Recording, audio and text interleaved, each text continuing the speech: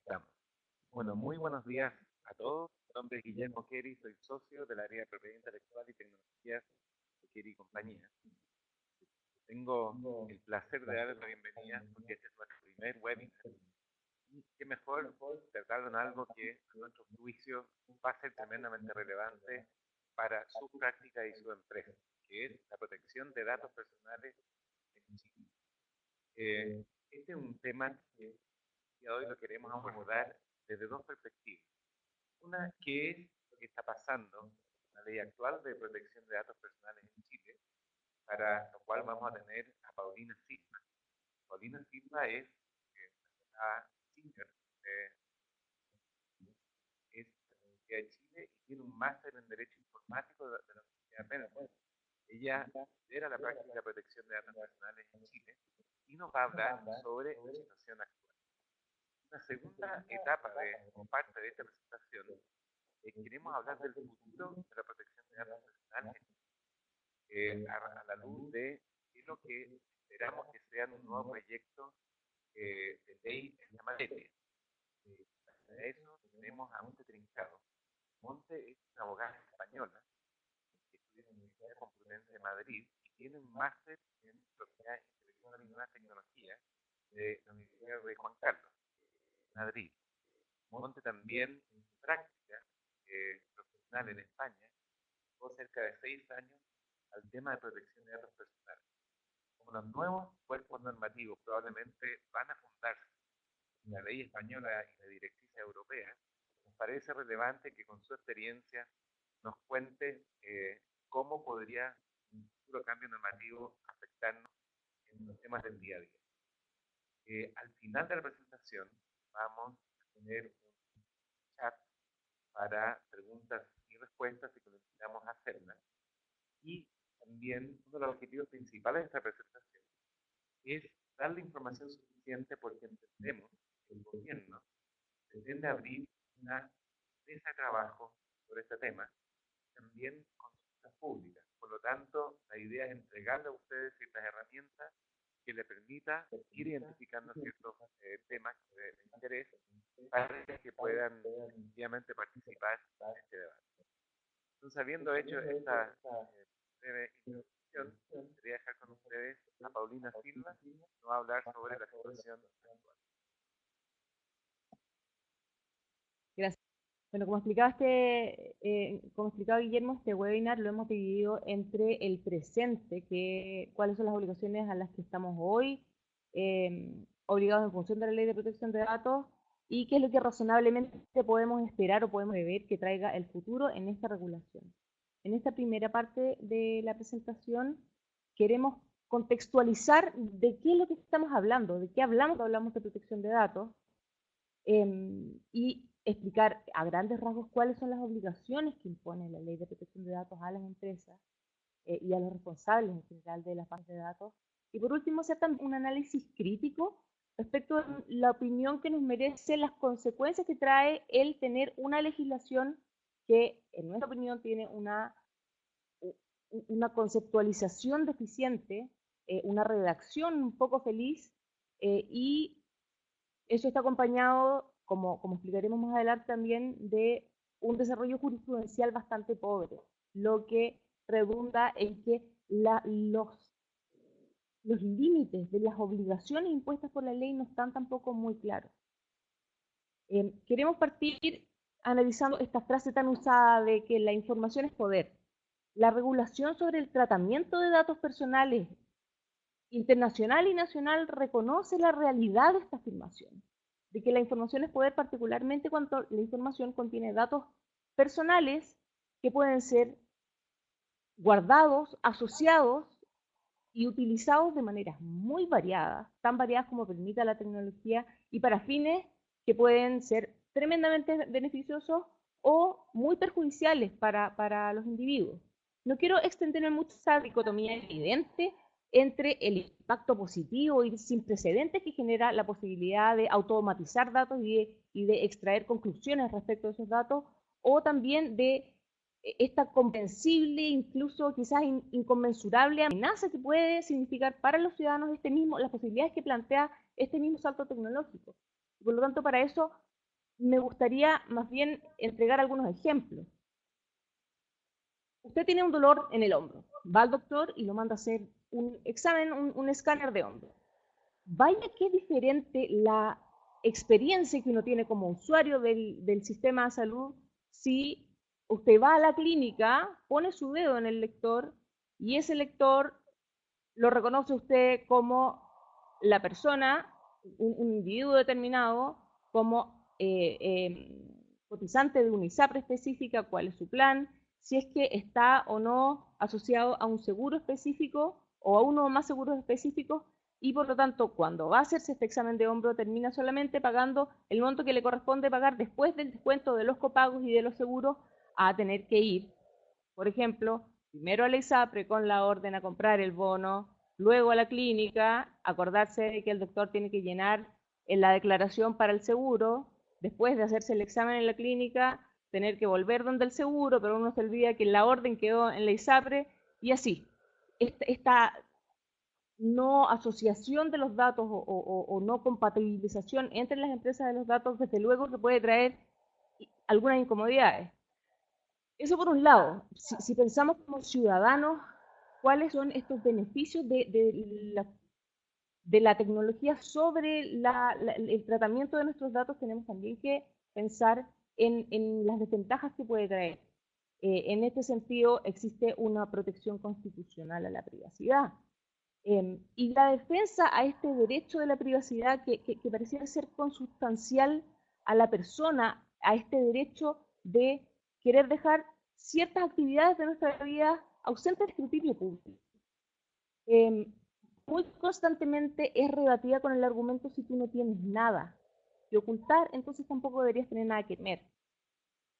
En este sentido, para graficar la relevancia que tiene este derecho a ser dejado tranquilo, es posible responder ese planteamiento inicial de que no tiene nada que ocultar, no debería tener nada que temer, con la siguiente respuesta: ¿a ustedes les parecería cómodo tener de un día para otro su casa sin cortinas? ¿O les parecería cómodo que todos sus compañeros de trabajo tuvieran acceso al statement de su tarjeta de crédito de los últimos 5 años? Existe un ámbito donde es razonablemente esperable que tanto los privados como el Estado no tengan acceso. Ahora, yendo un poco más al grano, nuestra ley actual de tratamiento de datos personales, la ley 19.628, establece una regla general, donde el tratamiento de los datos personales tiene que ser autorizado por ley o autorizado por el titular de los datos, y esta autorización tiene que tener una serie de requisitos, tiene que cumplir con una serie de requisitos, ser una autorización previa, escrita e informada. La obligación de obtener la autorización para el tratamiento de los datos va a dejar de existir si es que estamos dentro de los escenarios de excepción que establece también la ley. Hasta aquí vamos bien. Sabemos que para hacer tratamiento necesitamos o autorización de la ley o autorización del titular, y que existen una serie de excepciones que nos permiten no tener que obtener esta autorización. Sin embargo, si empezamos a hilar un poco más fino, tenemos que entender a qué se refiere la ley cuando habla de dato personal y a qué se refiere la ley cuando habla de tratamiento. Si es que la ley me dice, para hacer tratamiento de los datos personales, tú tienes que cumplir con una serie de requisitos. Lo que queremos plantear como una crítica al sistema actual es que la redacción de estos conceptos de la ley, de dato personal, de excepción, incluso de tratamiento, es deficiente. Y que esa redacción ha estado acompañado con un escaso tratamiento jurisprudencial y por lo tanto las sentencias de los tribunales respecto de esta materia no nos han permitido ir llenando los vacíos que habrían dejado en principio estas redacciones más bien deficientes. Entonces, cuando hablamos de datos personales, la ley habla de tres tipos de datos en términos generales: de datos personales, de datos sensibles y de datos estadísticos. Los datos personales, los principales en esta ley, son definidos como todo dato que concierna a una persona natural identificada o identificable. Por ejemplo, la dirección, el nombre, el RUT son sin duda ejemplos de datos personales. Es relevante señalar también que los datos personales y la ley de protección de datos personales protegen a los individuos, a las personas naturales y no a las empresas o personas jurídicas. Ahora, los datos sensibles son una segunda categoría de datos personales que tienen una protección más robusta por sus propias características. Los datos sensibles son datos personales que se refieren a características físicas o morales de las personas o a hechos o circunstancias de su vida privada o de intimidad. Lo que hace la ley es entregar un número abierto de escenarios o de tipos de datos que son considerados sensibles, como hábitos personales, origen racial, ideologías, creencias religiosas, vida sexual, estados de salud físicos o psíquicos y otros. La ley habla de entre otros. Por lo tanto, lo que determinará eventualmente la existencia o no de un dato sensible va a ser el grado de discriminación que puede llegar a constatar un individuo con respecto a ese dato en particular. La ley regula de manera diferente los datos sensibles que los datos personales, principalmente porque no permite las mismas excepciones a la obtención de la autorización. Los datos sensibles solamente se puede hacer tratamiento de datos sensibles si es que hay una autorización del titular, si es que hay una autorización de la ley, o si es que estos datos son necesarios para la determinación u otorgamiento de beneficios de salud. Las excepciones generales para los datos personales no corren, por lo tanto, para los datos sensibles. Por último, brevemente queremos hablar de los datos estadísticos. Los datos estadísticos son aquellos que, como consecuencia de su tratamiento, no pueden ser asociados a un titular o una persona determinada y por lo tanto no son considerados datos personales y luego no es necesario obtener ningún tipo de autorización para su tratamiento. Ahora, el concepto, habiendo entendido ya qué es un dato personal, el concepto de tratamiento en la ley es tremendamente amplio. Ustedes ven en la slide cuáles son todos estos verbos rectores que utiliza el legislador. El tratamiento se entenderá como una operación o procedimiento técnico que permita recolectar, almacenar, grabar, organizar, elaborar, seleccionar, y todos los verbos que están viendo en este momento, o utilizar los datos personales, dice el legislador, en cualquier otra forma. Por lo tanto, en un escenario de conflicto, muy probablemente usted le va a poder discutir al juez, esto no es un dato personal. Muy probablemente usted podría argumentar, yo sí estoy situado dentro de las excepciones del tratamiento, pero rara vez vas a poder argumentar que lo que hiciste con un dato personal no es un tratamiento porque prácticamente cualquier uso que hagas de un dato personal, guardarlo, mirarlo, asociarlo, comunicarlo, cederlo, va a ser considerado como un tratamiento. Ahora, decíamos entonces que la regla general en nuestra legislación es que se debe obtener una autorización, salvo que exista desde luego una autorización legal, se debe obtener una autorización del titular de los datos. Esta autorización necesariamente debe ser anterior al momento de tratamiento de los datos. Es una autorización que debe ser expresa. Es más, la ley habla de que esta autorización debe ser por escrito. Ahora, en virtud del principio de equivalencia de los soportes que emana de la ley de firma electrónica, se entenderá que una autorización sigue siendo escrita si esta autorización está dada por medios electrónicos. Por ejemplo, el check the box que se hace cuando yo entrego mis datos en un sitio web y digo acepto los términos y condiciones. Existen obviamente ciertos criterios para entender que esta aceptación es válida porque también dependerá de cuál es el contexto de la autorización que se está dando en los términos y condiciones de un sitio web. Y con eso llego a que la autorización debe ser informada. Es tremendamente relevante que se entregue una cantidad de información necesaria respecto tanto del propósito del almacenamiento de los datos personales como de la posible comunicación al público. La ley señala estos dos requisitos de la información. Como veremos más adelante y como nos va a comentar Monte en mayor detalle, es tremendamente relevante conocer cuáles son los límites de esta obligación a informar, porque sacando las conclusiones correctas vamos a poder tener un texto de políticas de privacidad adecuada o un texto de autorización adecuada que es eventualmente el que nos va a poder permitir cumplir con el estándar legal. Por último, la ley establece que el tratamiento de los datos se puede hacer por mandato. La figura del mandato es tremendamente utilizada por las empresas en el tratamiento de datos. Cualquier comunicación de datos personales, cualquier externalización de servicios que hace una empresa generalmente va asociada a un mandato para el tratamiento de datos personales, o por lo menos requiere un mandato para el tratamiento de datos personales. Por lo tanto, esta externalización de servicios siempre debería ser acompañada por un mandato escrito que favorece a las dos partes, ojo.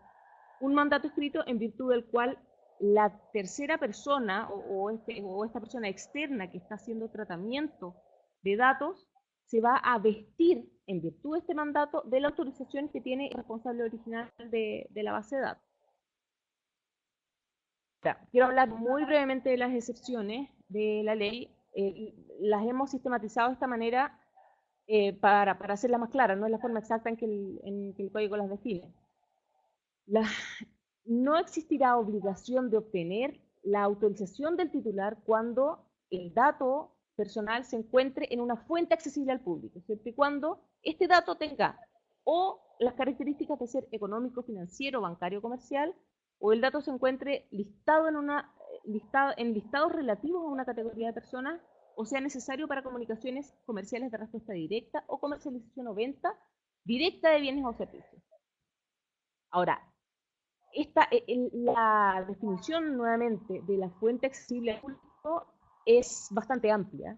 Son aquellos registros o recopilaciones de datos personales públicos o privados de acceso no restringido o reservado a los solicitantes. Con lo que prácticamente todo pasa a ser una fuente accesible al público, salvo que este acceso esté restringido a los solicitantes, ya sea por medidas técnicas o incluso por una orden legal de confidencialidad.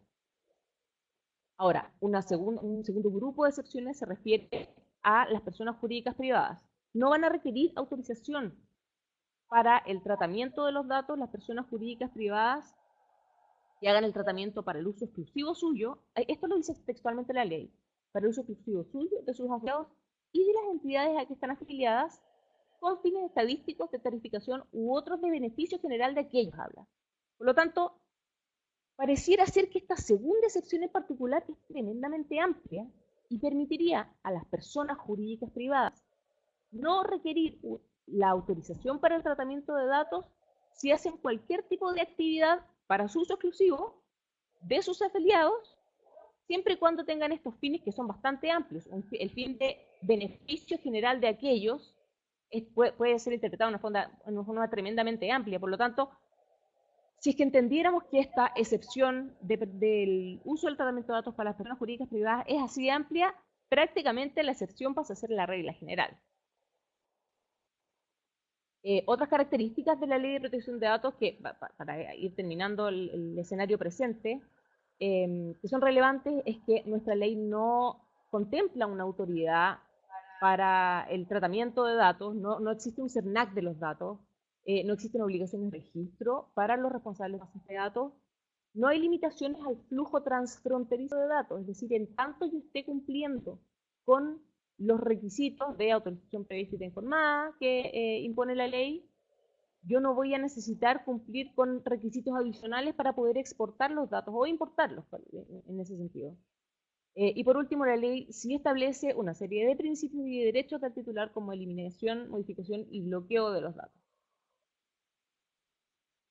Ahora, teniendo entonces este escenario donde tenemos una ley que podría ser bastante exigente si es que entendemos en forma amplia sus definiciones, pero al mismo tiempo no tenemos una autoridad de protección de datos, las sanciones son bastante bajas a la infracción de esta ley. ¿Cuáles son? Me gustaría concentrarme en cuáles son las razones que nos llevan, a pesar del cumplimiento legal, o más allá de nuestro deseo de cumplir con la ley, ¿por qué razón sería relevante el cumplir con la ley o por lo menos tener un lugar claro de tratamiento de los datos dentro de la empresa? La información digitalizada, sin duda, se ha transformado en un bien altamente demandado en el mercado por las ventajas y posibilidades que permite. Originalmente, la importancia de las bases de datos surgió de una necesidad de almacenamiento de antecedentes comerciales para la mantención de cierta estabilidad en el orden público económico, datos respecto de deudas de las personas, básicamente. Cuando se empezaron a armar estas bases de datos y utilizar comercialmente, las personas que se vieron afectadas por estas utilizaciones empezaron a interponer acciones, principalmente demandas de indemnización de perjuicio y acciones de protección. El criterio jurisprudencial ha sido bastante reticente a acoger este tipo de acciones que no se basen en antecedentes evidentes o categóricos como registros de morosidad errados, por ejemplo. Decíamos entonces que en virtud de esta nube gigantesca de información digitalizada y de las acciones que podemos efectuar con esta información, asociando esta realidad que nos brinda la tecnología con una ley que delimita de forma bastante pobre cuáles son nuestras obligaciones y establece sanciones bastante bajas a la infracción, ¿por qué más allá del cumplimiento legal se hace recomendable resguardar los datos personales de los tratamientos de la empresa? Llegamos entonces a la constatación de esta realidad de la falta de autorregulación. He señalado que aun cuando las empresas como conjunto obtendrían mayores beneficios si protegieran la privacidad de los usuarios individualmente consideradas, igual maximizan sus utilidades vulnerando el derecho a privacidad de sus usuarios. Ante la existencia de esta aparente poca cantidad de incentivos a la autorregulación, nos gustaría comentarles cuáles son los que nosotros pensamos que son incentivos súper relevantes para que una empresa, incluso más allá, como decíamos, de este interés por cumplir con la legislación o esta relevancia de cumplir con la legislación, ¿por qué existen razones que van más allá? La pérdida de la reputación en un mundo digitalizado de redes sociales como hoy y la otra cara de la moneda, la mayor credibilidad y confianza que puede generar la utilización de los datos por una empresa que tiene políticas de privacidad clara puede redundar desde luego en beneficios patrimoniales. La confianza es un asset tremendamente relevante, lo saben ustedes mucho mejor que yo. Ahora, la nueva legislación, que es el tema que tratará Guillermo Comonte en un minuto, hace necesario que nos empecemos a preparar para mayores estándares de cumplimiento respecto al tratamiento de datos. Por último, el tratamiento transfronterizo de datos personales, aun cuando no está abiertamente regulado por nuestra legislación, sí está regulado por legislaciones extranjeras y por lo tanto, en tanto nuestra empresa cumpla con ciertos estándares claros en su política de protección de datos, tenga medidas tecnológicas relativamente robustas, en este mismo tratamiento va a permitir que empresas extranjeras, principalmente empresas europeas por las características de su regulación, estén más proclives a entrar en negocios con nosotros. La regulación española y de la Unión Económica Europea requieren ciertos estándares para el envío o la exportación desde Europa hacia Chile o hacia otros países de datos personales y ese tratamiento va a depender, o la permisión respecto del tratamiento de esos datos va a depender también de cuál es, por un lado, la legislación del país donde se están mandando los datos, pero también cuál es la conducta y cuáles son los estándares mínimos de tratamiento y conducta que tienen las empresas en su interior, las políticas de privacidad que tienen las empresas respecto al tratamiento de los datos personales que tienen en sus bases de datos. Vamos ahora a empezar la segunda parte del webinar. Monte Trincado nos va a comentar cuáles son las perspectivas de la legislación futura en nuestro país y en su experiencia cuáles han sido las características más relevantes de la experiencia española en torno a la protección de datos. Gracias, Paulina. Para poner las cosas en contexto, esta segunda parte, es importante mencionar que nuestra ley actual fue promulgada en el año 1999. Ha sido objeto, no sé si ustedes saben, pero de cerca de 60 iniciativas para modificar.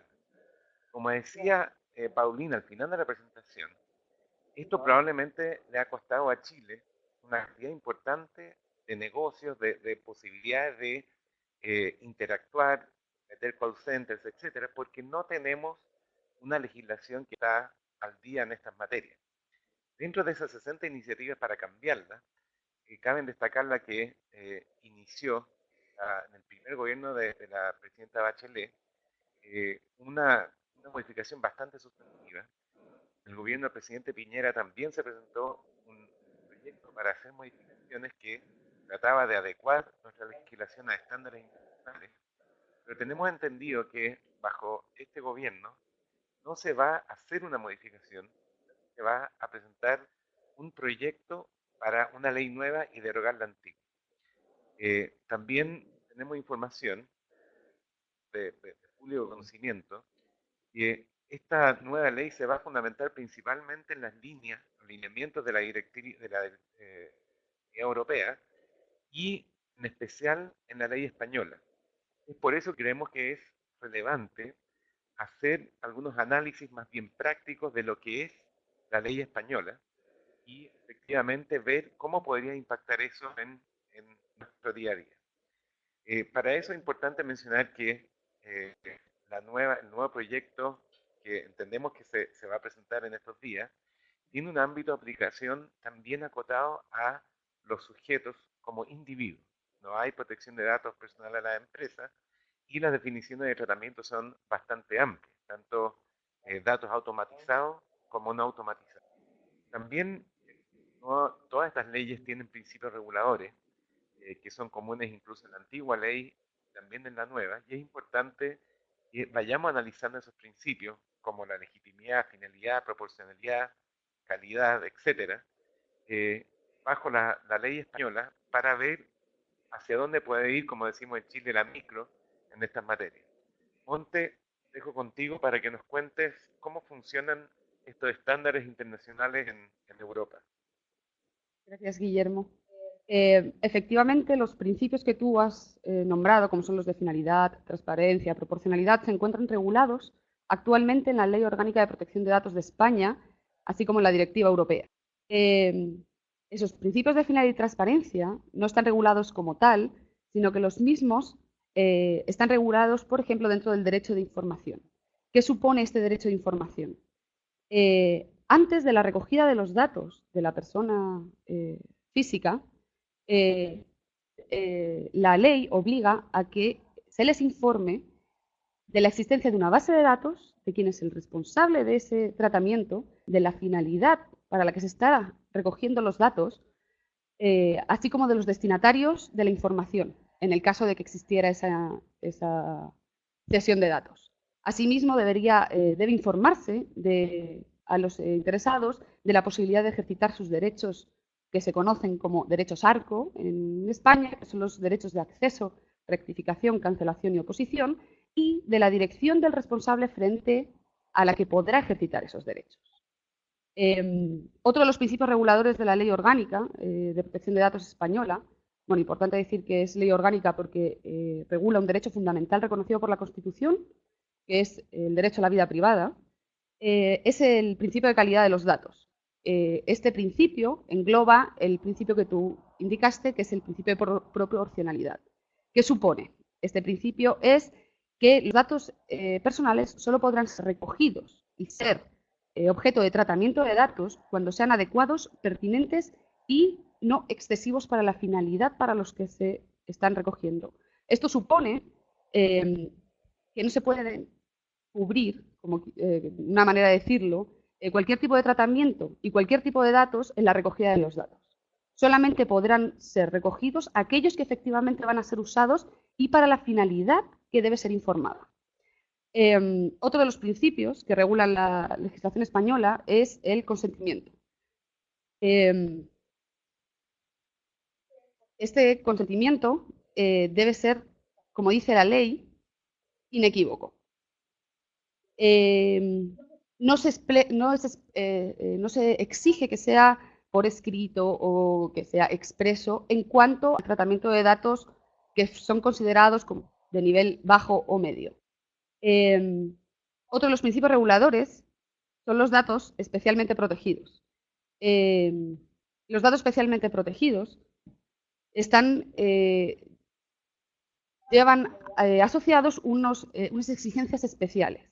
En estos casos, para el tratamiento de estos datos, es obligatorio el consentimiento expreso y por escrito del titular. Además, la ley española prohíbe la creación de bases de datos con este tipo de datos, como son vida sexual, ideología, creencias, con algunas excepciones, como por ejemplo las bases de datos de las iglesias, de las creencias religiosas o de los partidos políticos, porque efectivamente son bases de datos exclusivas de ese tipo de datos especialmente protegidos. Por lo que se ha podido ver en Chile, se van a considerar como datos especialmente protegidos los datos biométricos. En España y en Europa esos datos no son considerados especialmente protegidos, simplemente se necesitaría el consentimiento del afectado, pero no un consentimiento expreso y por escrito del interesado. Monte, perdona una pregunta. Tenemos entendido que en Chile se están pretendiendo darle el carácter de sensible a los datos biométricos. Veo que en España no tiene ese carácter. ¿Qué puedes opinar? ¿Cuál puede ser el paradigma de los datos biométricos en Chile? Por lo que hemos podido escuchar, el problema de los en Chile, que lo que preocupa al gobierno es que los sistemas de lectura de huellas dactilares, al parecer, no tienen la calidad necesaria. Parece ser que el requisito que va a exigir el gobierno va a ser que para aceptarse el uso de tener una base de datos biométricos, hacer tratamiento de datos biométricos, será necesario una autorización del órgano regulador. Eso yo creo que se va a ser la única diferencia realmente. Más adelante veremos que, dependiendo del tipo de datos, habrá que establecer un tipo de medidas de seguridad. Los datos sensibles y especialmente protegidos tienen unas medidas de seguridad muy altas. Entonces habrá que ver si efectivamente para los datos biométricos, al ser considerados datos especialmente protegidos, esas medidas de seguridad serán tan exigentes como, por ejemplo, para los datos de salud. Que yo entiendo que es no son comparables los datos de tu huella dactilar con tus datos de salud, porque obviamente no pueden tener las mismas consecuencias, pero habrá que ver cómo se redacta el nuevo proyecto y cómo pretende el gobierno regular el acceso a esos datos y el tratamiento de esos datos. Pueden estar pensando, ¿no?, de tratar de ser lo más amplio posible en las autorizaciones o los contratos de adhesión que tienen respecto al tratamiento de datos, incluso para usos futuros.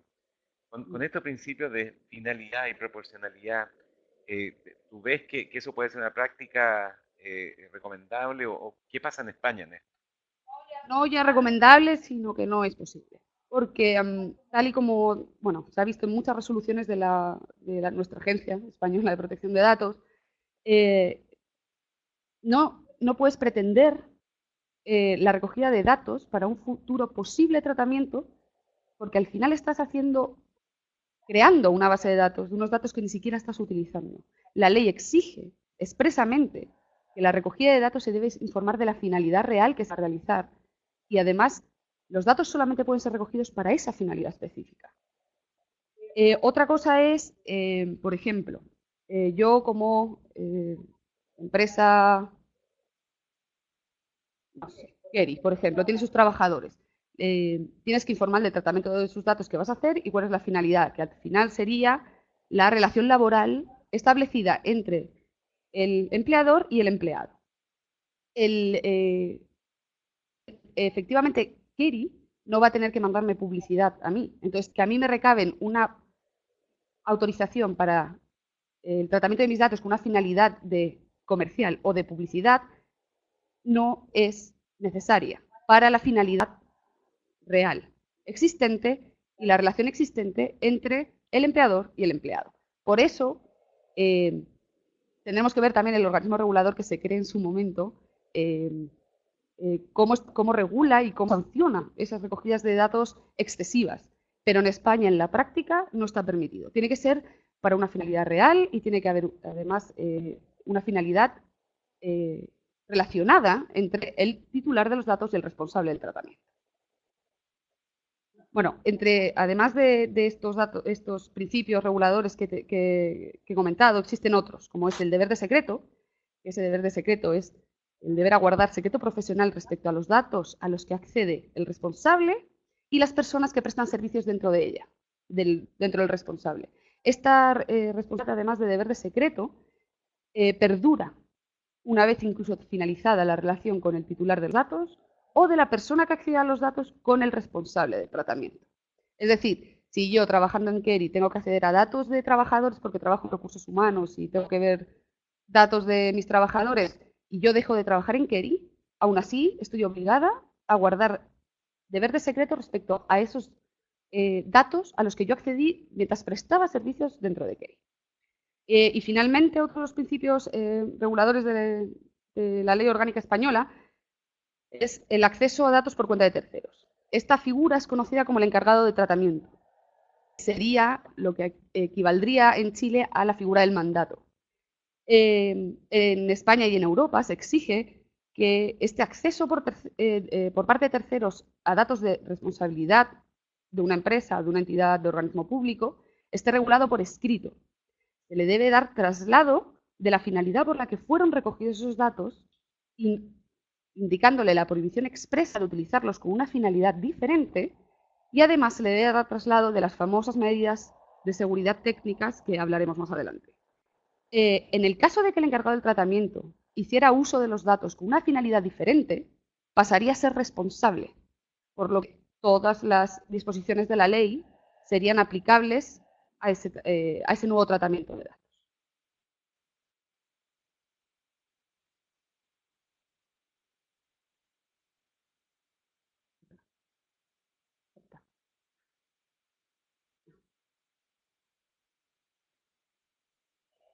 En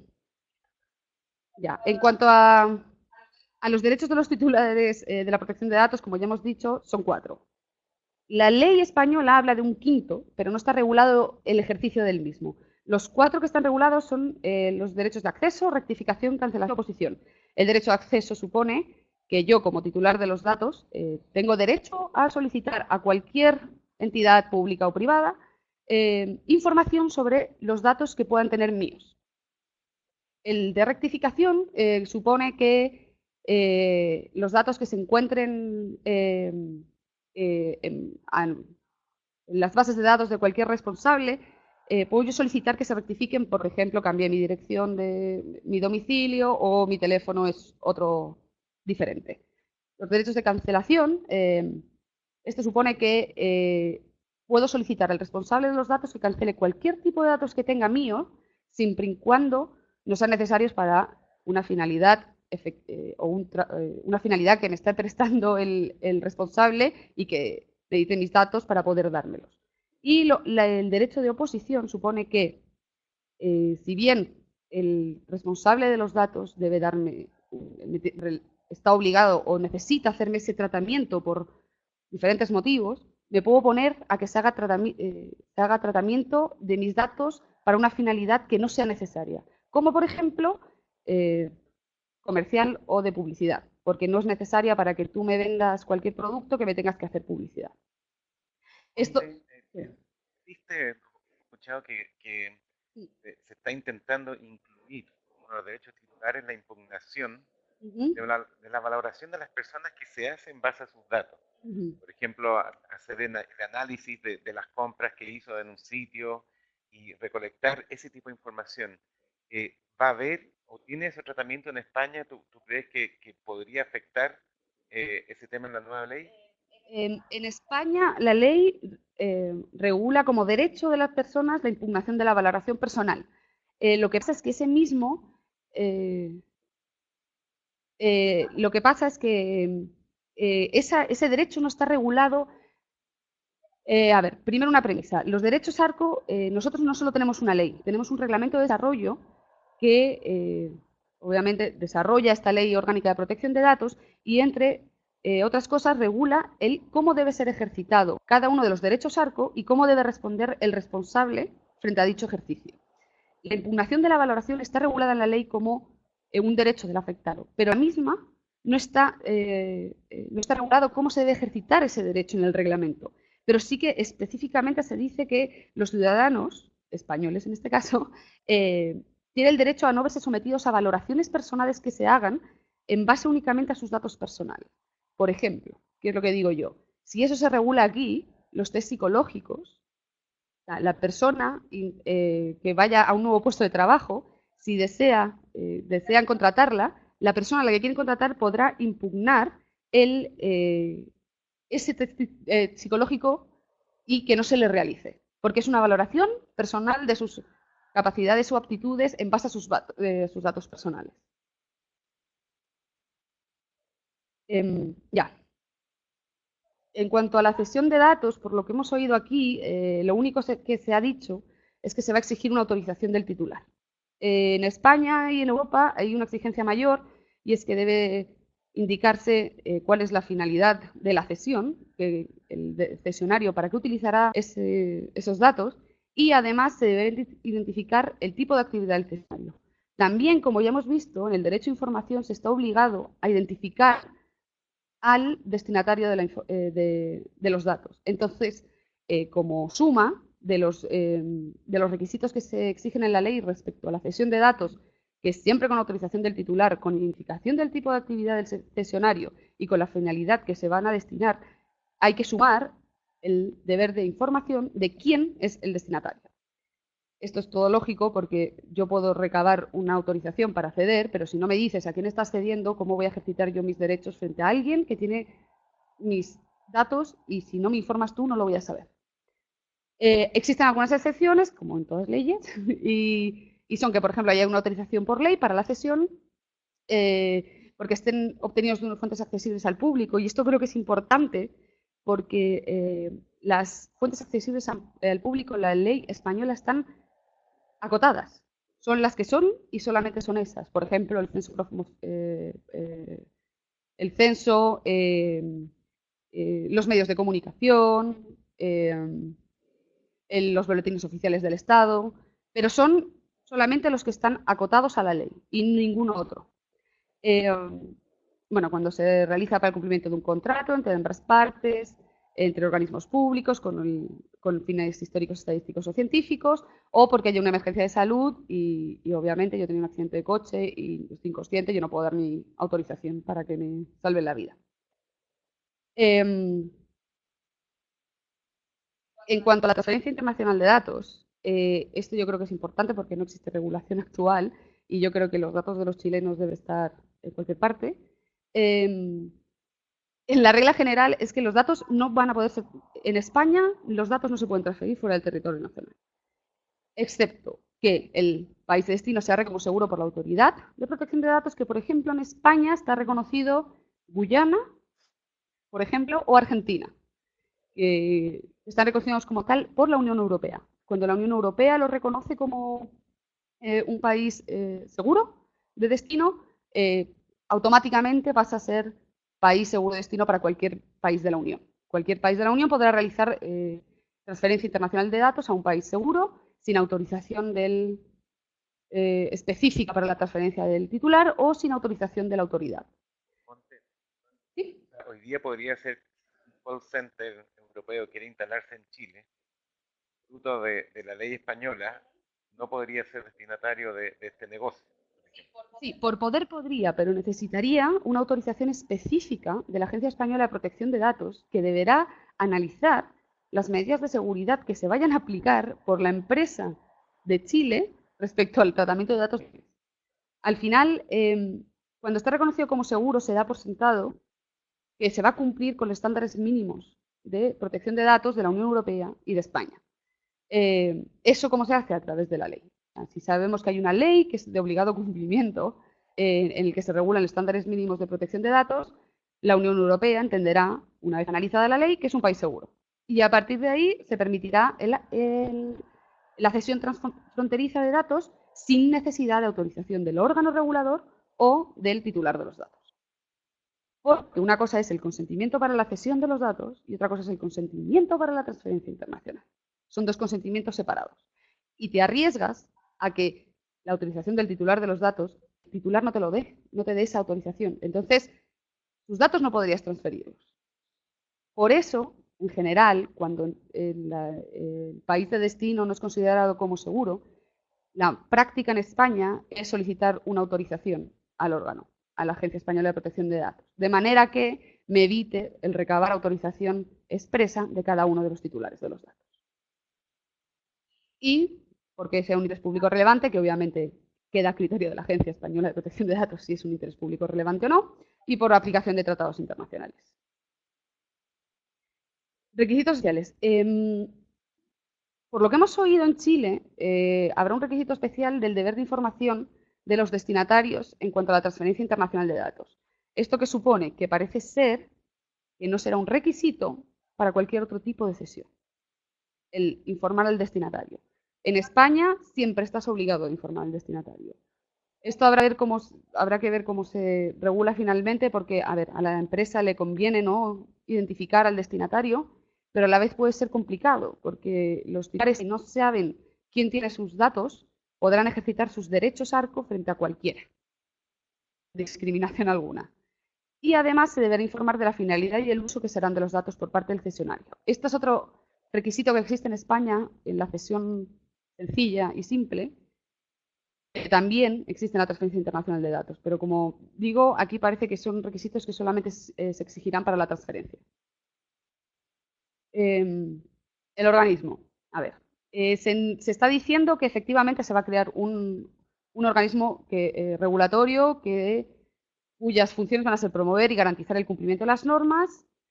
Eso es importante, promover para que todo el mundo conozca cómo va a funcionar la ley nueva de protección de datos, fiscalizar el cumplimiento de las normas y sancionar los incumplimientos. En la práctica, la Agencia Española de Protección de Datos también tiene otra facultad, que es la de inspección, que puede llegar un día como una inspección del trabajo, llegar a tus instalaciones y comenzar una inspección en cuanto al cumplimiento de la protección de datos. Pero aquí parece ser que no va a tener esa facultad. Habrá que ver cómo se redacta el proyecto.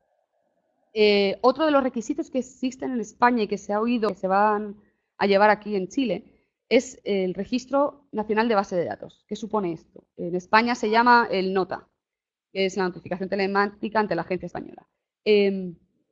Todas las bases de datos, tanto públicas como privadas, cualquier entidad que tenga bases de datos deberá registrarlas ante el órgano regulador, de manera que el órgano sepa qué tipos de datos está tratando cada empresa. Por ejemplo, una empresa como Keri tendría un fichero que sería empleados. Hay que tener en cuenta que cada fichero, perdón, antes voy a hacer una pequeña aclaración, cada fichero siempre va a tener asociadas unas medidas de seguridad técnicas. Entonces, en la práctica en España, si bien es cierto que, por ejemplo, las licencias son datos de tus trabajadores, se separan todos aquellos que tengan datos de salud, se separan en un fichero diferente, de manera que las medidas de seguridad aplicables a cada uno de los ficheros sean diferentes. Entonces, en España se tiene uno que, por ejemplo, son trabajadores, otro que puede ser candidatos, que son aquellos que te mandan tu currícula, y otro que son, en España se llama prevención de riesgos laborales, que son porque tengas una licencia médica de un trabajador, que no lo vas a poner en su expediente físico idéntico, porque no es lo mismo acceder a los datos, no sé, financieros de tu trabajador, su cuenta, por ejemplo, su cuenta corriente para el pago de la nómina, que acceder a su licencia médica de baja por fractura de una pierna. Entonces, en la práctica en España se tiene por separado porque las medidas de seguridad son diferentes. Monte, en el punto anterior se dice que se van a aceptar códigos de conducta, posibilidades de autorregulación, también incluso a la sanción entre pares, con cierto sanción administrativa incluso. ¿Eso en España ha funcionado? ¿No se ha tratado? Yo en la práctica sé que existen, pero yo en la práctica no los he visto. Yo en mi práctica en España teníamos clientes diversos. Teníamos desde clínicas, aulas, bancos y en la práctica prefieren no arriesgarse porque muchas veces la Agencia Española de Protección de Datos es muy exigente en todo. Esos códigos de conducta existen, pero no suelen adherirse.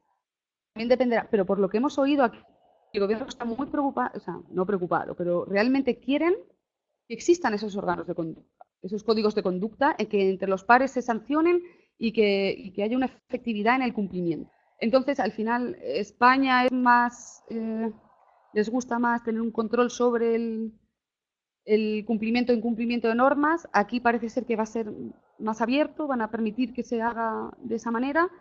Habrá que ver en la práctica luego cómo funciona, pero yo en España en la práctica no vi nada de códigos de conducta.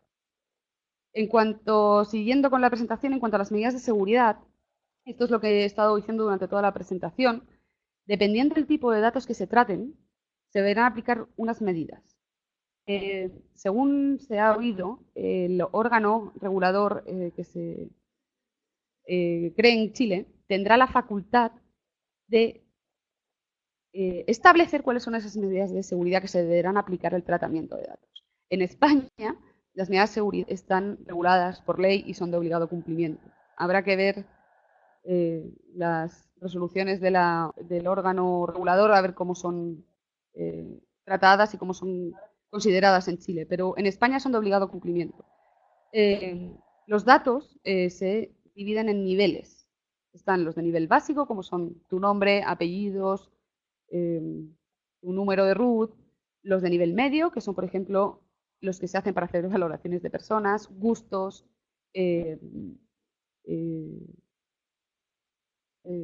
por ejemplo, sí, no me sale la palabra ahora, aficiones, por ejemplo, por ejemplo. No orientaciones, porque depende de qué tipo de orientación está aceptada o no con nivel medio. Y luego de nivel alto son todos los datos especialmente protegidos y los datos de salud. Me parece ser que aquí también van a estar metidos los datos biométricos. Ahí hay algunos ejemplos de los del tipo de medida de seguridad que se deberá aplicar. El documento de seguridad, que es lo que pone ahí, será un documento que deberá tener cada responsable de los datos en el que se establezca cada medida de seguridad aplicable. Por ejemplo, usuario y contraseña para el acceso al PC por cada uno de sus trabajadores. ¿Qué personas podrán acceder a los datos de nivel alto?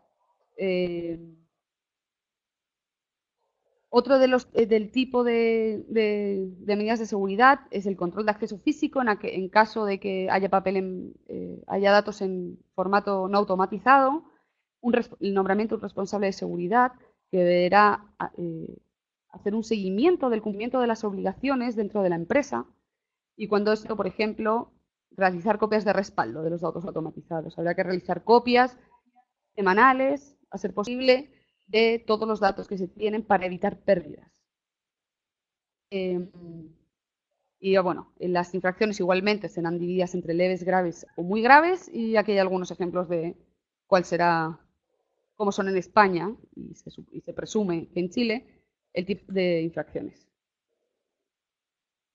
Bueno, también se ha estado hablando de sanciones y parece ser que se está hablando de cantidades, pero Prepárense que ahora se va a abrir el chat para preguntas, pero tomando el tema de las infracciones, hemos sabido que las leves pueden llegar hasta 1000 UTM, las graves desde 1000 hasta 5000 y las muy graves desde 5000 y 10.000 e incluso con posibilidad de doblarlas en caso de reincidencia. Por lo tanto, se le está dando a el tema de tratamiento de datos personales una relevancia bastante importante y con multas incluso parecidas a las leyes de competencia desleal y en algunos casos libre competencia. Por lo tanto, incluso Monte me comentaba que las multas acá son parecidas a la ley española, que podían llegar a 800, 900 mil dólares. Tremendo cambio respecto de la legislación actual, donde la multa máxima es de 50 UTM, que son un poco más de 2 millones de pesos. Efectivamente.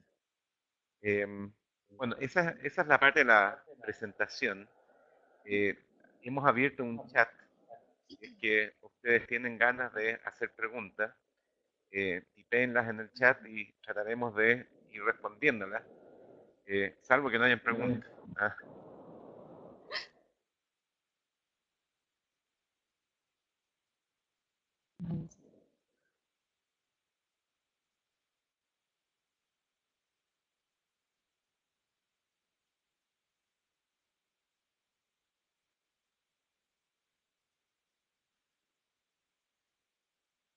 parece que están dando algunas preguntas. En todo caso, me gustaría reiterar que va a existir ese trabajo y consulta pública en esto, por lo tanto, bien relevante que hagan un seguimiento y eventualmente nosotros les vamos a estar avisando de un segundo webinar en este tema por el tema de cuando salga el proyecto. Sí. A ver, Paulina, no. Juan Pablo Bullier pregunta, ¿podrían aclarar un poco más el caso de que el tratamiento de datos se efectúe por mandato?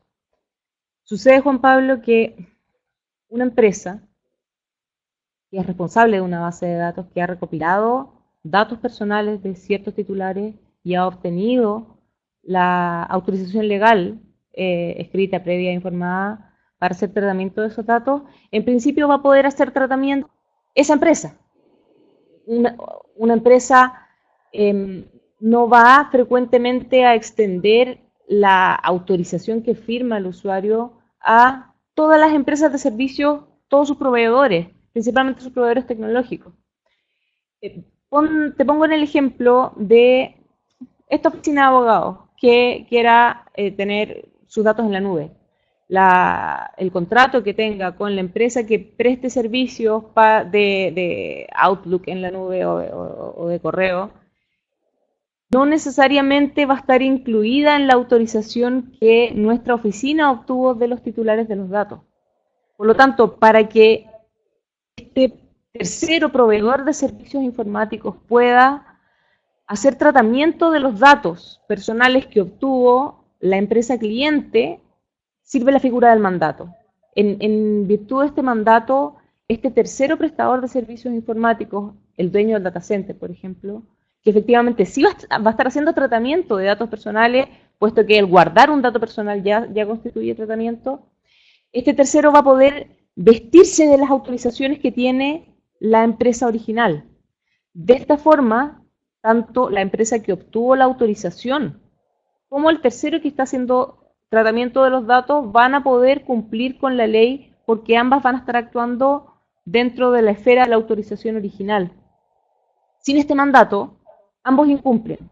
Sin la existencia de este contrato de mandato para el tratamiento de datos, la empresa, en nuestro ejemplo, Keri Compañía, que externaliza un servicio de correo en la nube o un servicio de data center, no va a tener facultades de entregarlo a terceros, salvo que así lo haya señalado en la autorización. Y este tercero no va a tener facultades de hacer el tratamiento, salvo que este tercero, que el titular de los datos lo haya autorizado específicamente.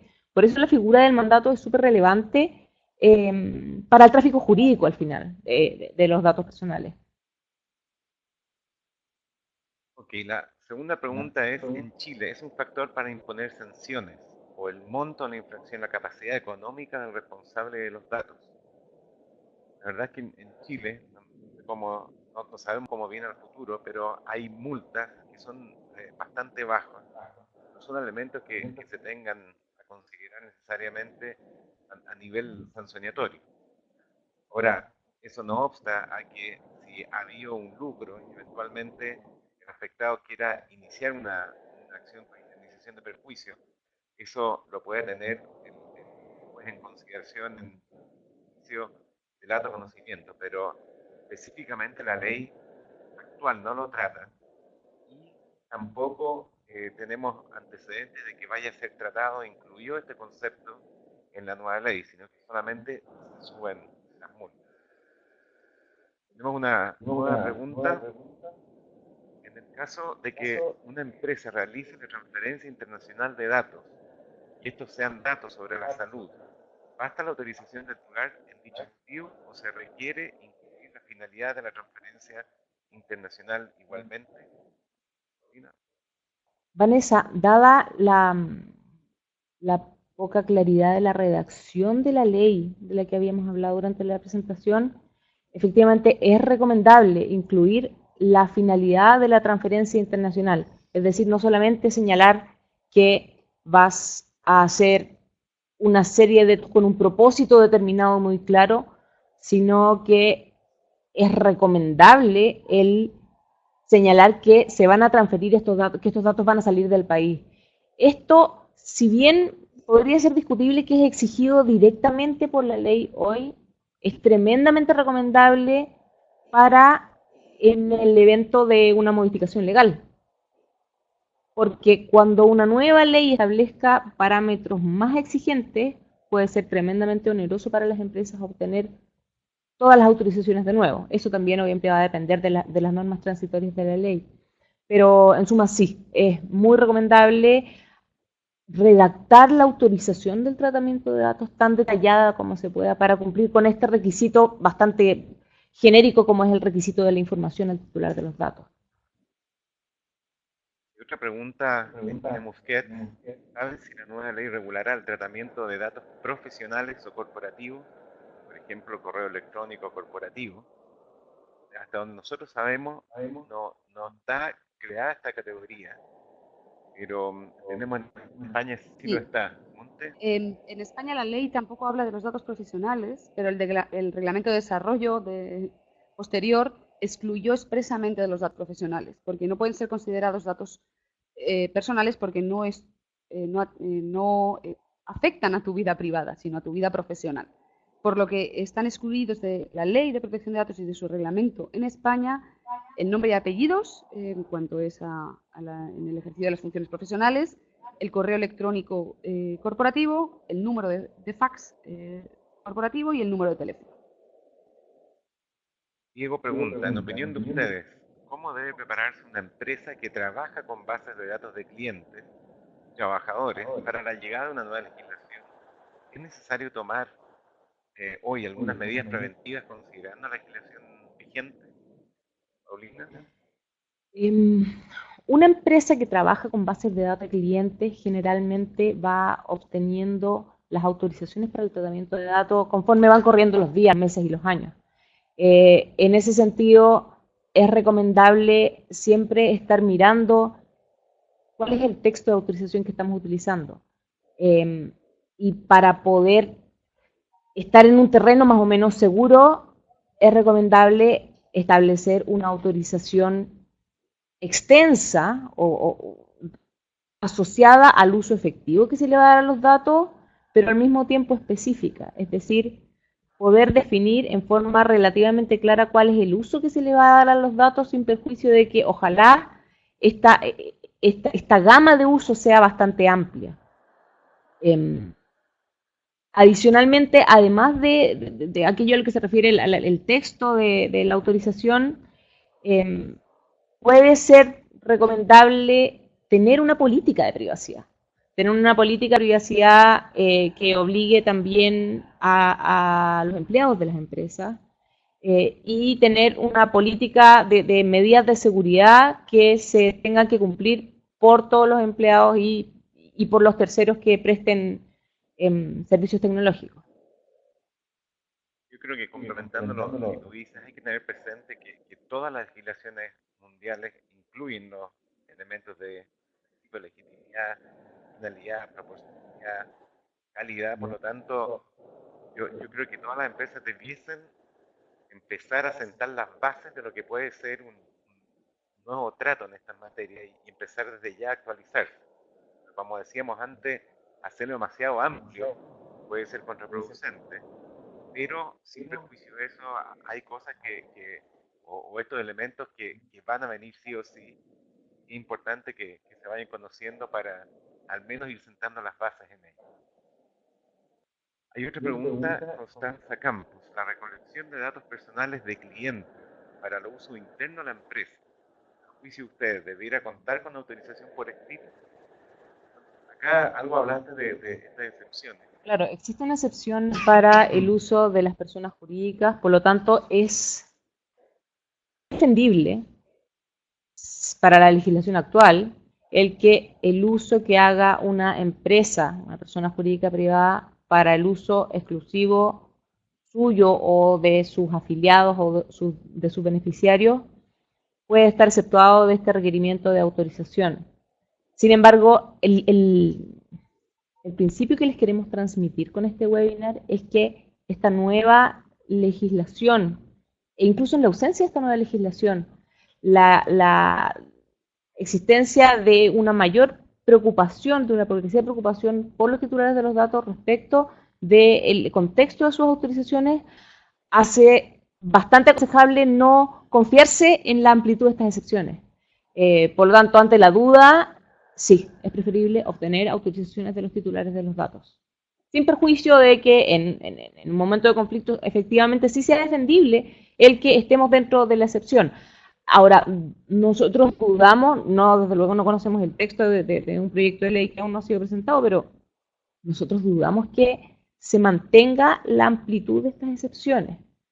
Por lo que hemos escuchado en distintas charlas y seminarios, un cambio importante en la nueva legislación debería ser la determinación de excepciones en forma mucho más clara. Por lo tanto, sí, recomendamos contar con la autorización por escrito de los clientes en su caso. Hay una excepción más bien general, que es el dato del sujeto pasivo de la protección de datos. No es necesariamente linkeable con el procesamiento que hace la empresa. Podría caer dentro de una excepción de tratamiento estadístico de esos datos. Por lo tanto, quizás, complementando lo que decía Paulina, es bueno ir separando algunos tratamientos respecto de otros que tengan características más estadísticas. Una pregunta bastante interesante, Gonzalo Sánchez, dice: ¿las fotografías o videos de personas son consideradas datos personales? Algo hablamos con los datos biométricos. Creo que la definición es bastante amplia. Uno podría llegar a la conclusión de que sí, lo son. Sería interesante ver cómo se trata esto en España, Monte. Son datos personales. De hecho, existe unas como directrices específicas en cuanto a los datos de videovigilancia en España. Están regulados con requisitos específicos. Por ejemplo, allá donde hay cada cámara debe haber un letrero en el que se informe de que existe un fichero de videovigilancia, quién es el responsable de ese fichero y la dirección frente a la que yo puedo ejercitar mis derechos. Y no solo las fotos o los vídeos son considerados datos personales, los datos de geolocalización también son considerados datos personales y se les da mucha importancia también en España y en Europa. Y hay que cumplir con, por ejemplo, en el caso de los datos de la videovigilancia, ahí no hay manera de pedir el consentimiento para el tratamiento, no hay manera de informar de la finalidad, pero se da por sentado que se están utilizando esos datos con una finalidad pertinente, que es la seguridad de las instalaciones. Pero sí que se debe de dar la posibilidad a los titulares de ejercitar los derechos, porque a lo mejor, no sé, me pilló la cámara haciendo algo que no debía y por favor elimínalo, que no quiero que nadie lo vea. Porque no es para la finalidad de la vigilancia. ¿Cuándo creen ustedes que se produzca este cambio en la actual ley de protección de datos? Este es un tema que está liderando en economía Raúl Arrieta. Raúl conoce bastante este tema, ha estado participando intensamente en según entendemos, el gobierno está preparando en fases finales de preparación de un nuevo proyecto. Vamos a derogar la ley actual. Y entiendo que Economía quiere hacer un proceso bastante abierto de discusión.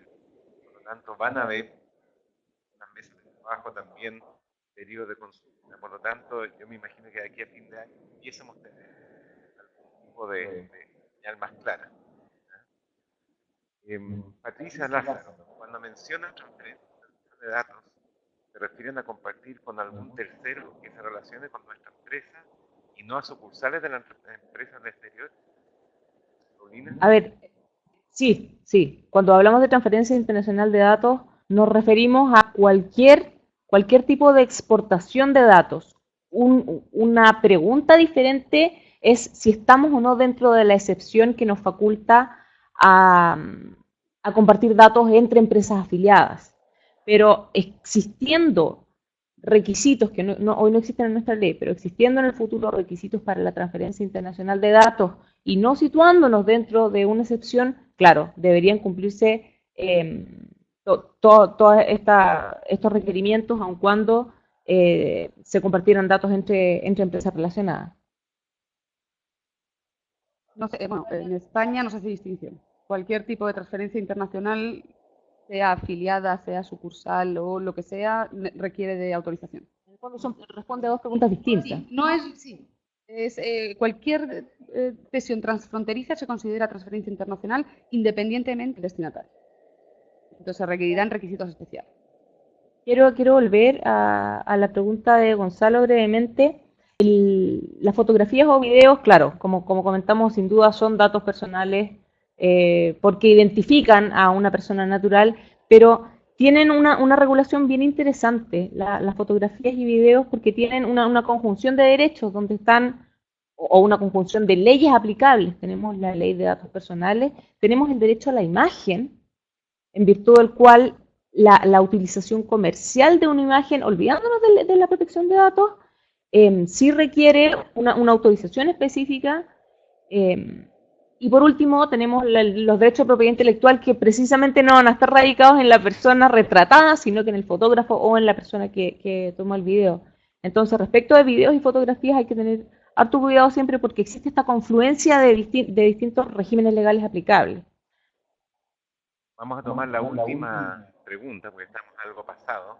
Samuel Cañas pregunta, ¿podrían aclarar un poco más el alcance de la ley cuando expresa que tampoco requerirá de esta autorización el tratamiento de datos personales que realicen personas jurídicas privadas para el uso exclusivo de sus asociados y de las entidades que están afiliadas? ¿Cuál es el alcance de la expresión asociados y entidades a que están afiliadas?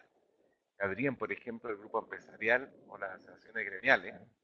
Es muy buena pregunta, nos hemos quebrado la cabeza para tratar de entender esto y ver los alcances jurisprudenciales, precisamente para ver qué pasa con los datos que se transfieren dentro de un mismo grupo de empresas. Paulino, tú algo hablaste de esto. Sí, la verdad nos encantaría aclarar de forma mucho más certera el alcance que tiene la ley, pero su redacción, como vemos, es bastante compleja. Nosotros creemos que sí es defendible, sí es argumentable que sí se refieran estas entidades a las que están afiliadas a un grupo empresarial o incluso a asociaciones gremiales. Hasta el momento no hemos encontrado jurisprudencia que se pronuncie sobre la interpretación de este pasaje legal en específico, pero sí hay doctrina que estima que, claro, que cuando se habla de asociados y entidades a las que están afiliadas, sí deberían entenderse personas del mismo grupo, no sé si el mismo grupo empresarial, pero filiales propiamente tal. Bueno, habiendo ya dado 1 hora 10 casi juntos en este primer webinar, queremos agradecer su presencia, invitarlos desde ya al próximo. Les vamos a estar avisando cuando tengamos un proyecto para volver a ahondar en estos temas. Y agradecemos también la paciencia, las preguntas y el hecho de que nos hayan acompañado. Muchas gracias. Gracias. Será hasta la